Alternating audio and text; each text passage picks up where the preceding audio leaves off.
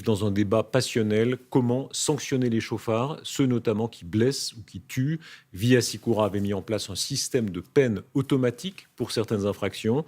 La mesure a donné lieu à une longue controverse.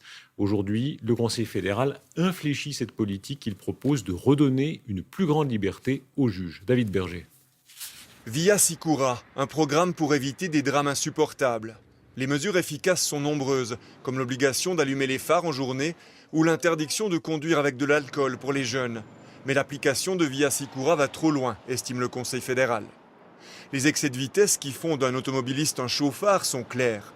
Rouler dans une zone 30 à 70 km/h, dans une zone 50 à 100, sur une autoroute principale à 140 ou pousser son véhicule sur l'autoroute à 200 km/h.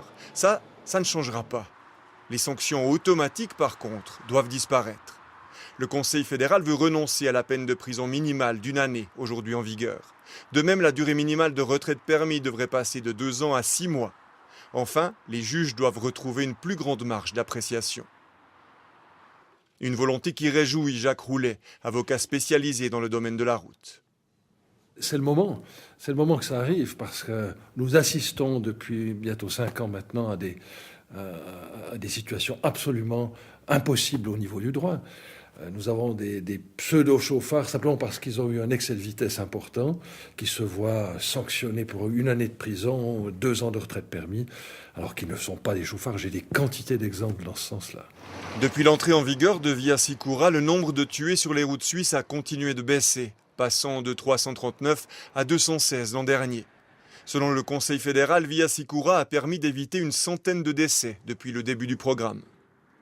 Les modifications proposées par le Conseil fédéral n'empêcheront pas de continuer de sanctionner les véritables chauffards et d'éviter que la route puisse être un bain de sang.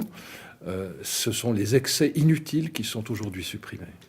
2 autres mesures, pourtant prévues pour 2019, sont abandonnées. Les boîtes noires à l'intérieur des véhicules et la pose d'éthylomètres anti-démarrage pour les personnes déjà condamnées.